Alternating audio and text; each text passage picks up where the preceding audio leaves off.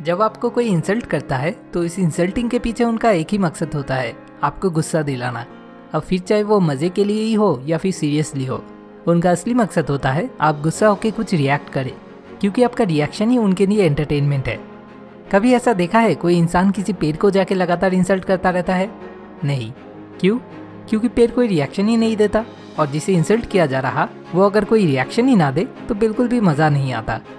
पेड़ के पास रिएक्शन देने के लिए कोई ऑप्शन नहीं है, लेकिन आपके पास 3 तरह के ऑप्शन है। नंबर 1, आप भी गुस्से में आके वैसा ही कुछ रिटर्न में बोल दिए। इससे और कुछ नहीं, बस आपको जो इंसल्ट कर रहा था वो आपसे जो चाहता था आपने वही किया। मतलब इससे आप अपने इंसल्टर को और भी ज़्यादा मोटिवेट तो किए ही, उसके साथ साथ खुद को भी उनके सेम लेवल पे ले आए।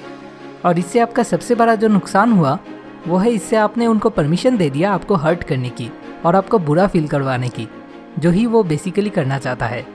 यही ऑप्शन सबसे ज़्यादा आसान और टेम्पटिंग होने की वजह से, सेल्फ कंट्रोल की कमी की वजह से हम में से ज़्यादातर लोग जब भी किसी के द्वारा इंसल्टेड होते हैं तभी इस ऑप्शन को ही चुन लेते हैं। सेकंड ऑप्शन है आप बिल्कुल उस पेड़ की तरह बन गए, मतलब उनकी बातें सुनकर इतनी सी भी कोई रिएक्शन नहीं दिए। वो आपको इंसल्ट करने से पहले भी आप जैसे थे, इंसल्ट करने के बाद भी आप वैसे ही रहे, यहाँ तक कि कोई फेशियल एक्सप्रेशंस भी नहीं दिए। मतलब आपने कुछ सुना ही नहीं, ऐसे बन के रहे।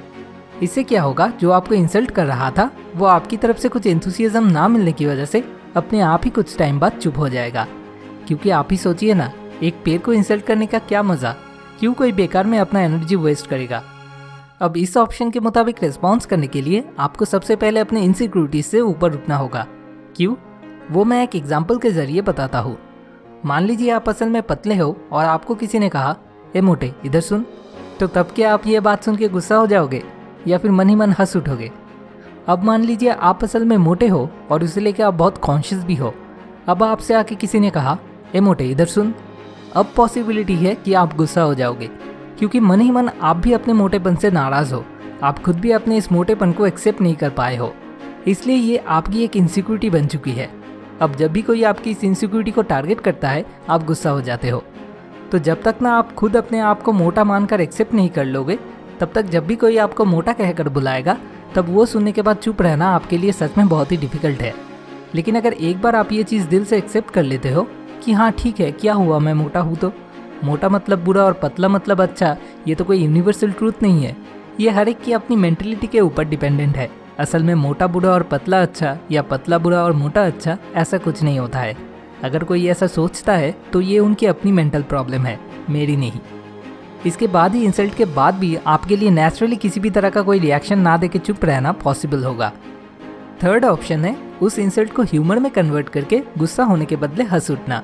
इससे जो आपको इंसल्ट कर रहा था वो आपसे जो चाहता था, मतलब आपको गुस्सा दिलाना, आप बिल्कुल उसका उल्टा उन्हें रिटर्न कर रहे हो, मतलब खुश हो जाना, जो कि आपके इंसल्टर के लिए सबसे ज़्यादा डिमोटिवेटिंग है।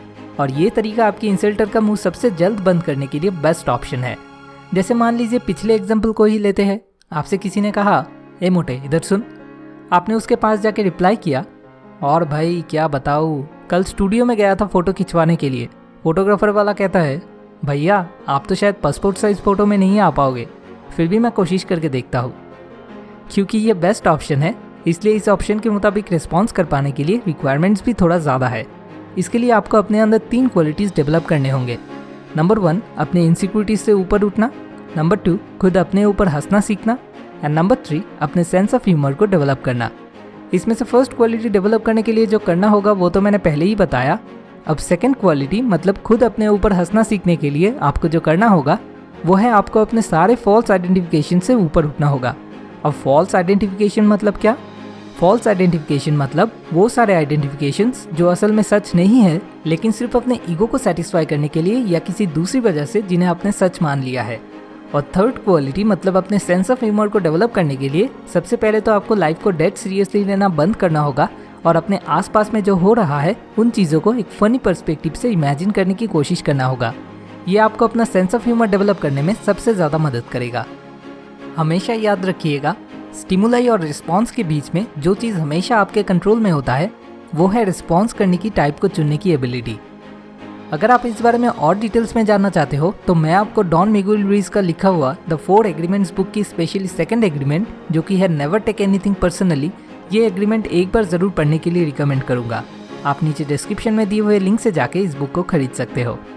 आखिर में आपसे एक छोटी सी रिक्वेस्ट, अगर इस वीडियो से आपको अपनी लाइफ की किसी भी प्रॉब्लम का सोल्यूशन ढूंढने में सच में इतनी सी भी मदद मिले तो अपने लव्ड वंस के साथ इस वीडियो को ज़रूर शेयर करें और कमेंट करके हमें बताइए कि आप नेक्स्ट कौन सी टॉपिक पे वीडियो देखना पसंद करोगे, क्योंकि आपको मदद कर पाना ही हमारा असली मकसद है। मोर विजडम, मोर सोल्यूशन, बेटर लाइफ।